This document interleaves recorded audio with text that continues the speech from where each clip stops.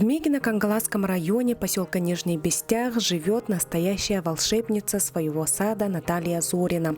Вот уже более 15 лет она с любовью и трепетом сажает цветы, превращая каждый клочок земли в яркую палитру красок и ароматов. Ее сад – это не просто место, где растут растения, это целый мир, наполненный жизнью и красотой. Она тщательно выбирает семена и саженцы, экспериментирует с новыми сортами и создает удивительные композиции. Каждый цветок для нее – это не просто растение, а история, в которую она вкладывает свою душу и тепло. В сказочном дворике цветы живут и благоухают каждый год. Это место, где царит жизнь и красота, отражающие душу самой Натальи. Наверное, около 15 лет или даже 18 лет назад это все началось. Бум цветочный, как говорится. Начиналось все постепенно, с бархатцев, с петунь, с простецких цветов, как я их называю. Ну, а потом уже аппетиты выросли, как говорится. Все больше и больше и больше хотелось. Сейчас сколько разновидностей у вас есть? Я даже, если честно, не считала. Тут каких только нет. Вы вот, если потом посмотрите, тут всяких разных. Я могу сказать, во что я сейчас влюблена. Вот влюблена вот в эти вот цветы. Лизимахия, будры, колиусы у меня там, потом вы покажете. Естественно, от петунь никто не отказывается, но за ними очень большой уход. Потому что отцветших цветов очень много, их нужно постоянно собирать, чтобы достойно выглядел сад. Седу мы люблю очень сильно, как елочки они такие. Ну, вообще все люблю цветы, в принципе. Сама я ее не сею, потому что это очень долго для меня. Я ее покупаю на теплицах, где продают вегетативные растения. Можно, естественно, ее сохранять. То есть берется, можно это делать от маточника. Подставляешь сюда стаканчик, забитый торфом, и вот таким образом укладываешь ее. И на прищепочки, на скобочки прикалываете к торфу. Все, закрывайте пакетиком, ждете, когда она укоренится.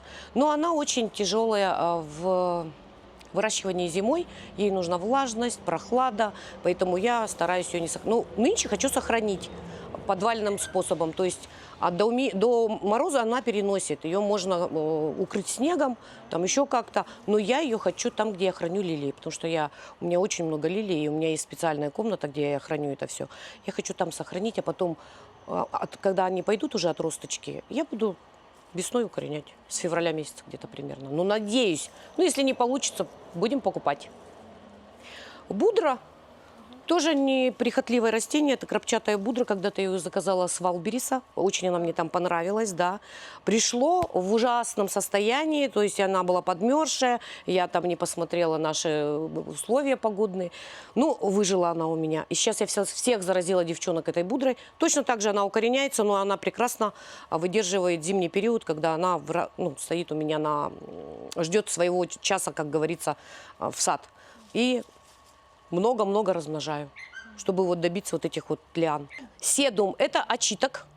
То есть где-то он, конечно, зимует, но у нас он не зимует. Посмотрите, он как бонсай. Тоже могу 2 горшка оставить на зиму, а потом я уже их черенкую. Соответственно, когда вы оставляете на зиму, нужна подсветка хорошая, условия соответствующие, то есть влажность допустимая, уход за ними, и потом начинаешь черенковать. Просто вот так пучочек отрезал, в торфик приткнул, ничего не нужно закрывать, просто полил и ждешь, когда он укоренится. Вот из этих вот пазух он дает корешки. Вот здесь. Вот такие вот бонсаи получаются там на зоне бассейна, потом посмотрите, их много. В теневой части они лохматые такие, а здесь они вот такие вот как бонсайчики. Вот. Еще какие есть цветы? Ну, это любимец, наверное, всей нашей республики Саха-Якутии, потому что когда вы заходили в хату, вы видели алисум. Это вегетативный алисум. Snow Princess называется. Размножается он только черенками. Вот. Я оставляю вот такой горшок здоровый. То есть я его подстригаю и уношу его в помещение.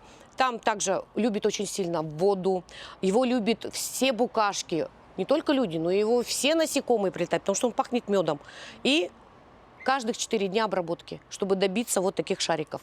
Еще у меня есть дерево лобелия. Раньше говорили, что это лавандовое дерево. Вот. В этот раз я сделала микс Даже сама не подразумевая, что это будет микс. Вообще покупали семена вот такие, а получился вот везде микс. Но белые, конечно, были запланированы. Сейчас уже к осени ближе идет, они, видите, семенами забивается все это. Это семена элобелия. Также я ее сею где-то в феврале примерно, там могу ее в марте, могу в феврале в начале, когда хочу, тогда, короче, сажу. Вот. И его Елена Накентьевна прославила лавандовое дерево, потому что он был такой, у меня каждый год оно разное. Вот. Неприхотливая, в принципе, но тоже любит очень много водички. Колеусами меня заразила алданская цветочница, великая по колеусам, Галина Дегтярева. Вот. Естественно, она мне отправила столько черенков, что ни от одного невозможно отказаться, потому что расцветки все возможные. От рыжих тонов, светлых, желтых, красных. Ну, они не цветут, вернее, они вот так цветут, но это некрасиво. Мы цветочки стараемся вот так вот просто отрывать, чтобы дальше куст преобладал такой вот высотности, можно сказать, вот так вот. Вот эти любимцы у меня. Следующие цветы идут. Это биги, это разновидность бегонии. Бига, она может быть как ярко-красная, вот такая, также и нежно-розовая. Не знаю, мне нравится она, но сеется она с ноября месяца. Лилий очень много было. Вы приехали уже, когда они отцвели. Это уже отстриженные лилии. И вот на остатках, что осталось, там вот можете посмотреть впереди. Это отогибриды. Заказываю я их в Алтае. Ну и не только я, уже все девчонки заказывают. Вот такие красивые шапки. Запах, конечно, убойный, можно сказать, когда заходишь в территорию. В общем, пахнет это все. Тут вот такие вот интересные астры у меня нынче получились. Астра тоже тяжелый цветок. Его поражает грибок, фузариоз. И если не обрабатывать, можно потерять полностью все цветочки. Вот. Это все в процессе, когда вы сажали, все изучали, наверное, да? Ой, сколько я энциклопедий перечитала, чтобы вот, знаете, я сейчас, меня как называют, доктор Фита. Потому что я знаю любой фунгицид от грибков, любой инсектицид. Я знаю, как мне добиться, чтобы у меня алисумы вот такие были.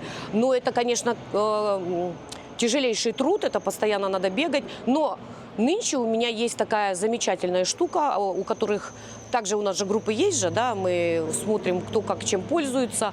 У меня опрыскиватель сейчас такой, это мойка высокого давления для машин. Значит, я в ведро навожу инсектицид, стою с этим пистолетом, 10 минут у меня весь сад подкормлен, обработан. И, в общем, короче, это вообще великая вещь. Лайфхак.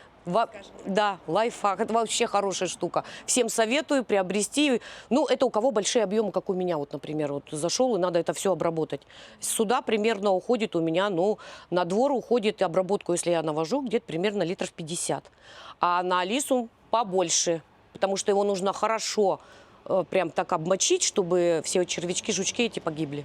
Петуния – это всеми любимый цветок, выращивается он семенами, можно купить их вегетативные, которые размножаются черенками, я покажу, где вегетативные. Вот это все семенные на деревьях, это лилак айс, опера и опера вайт.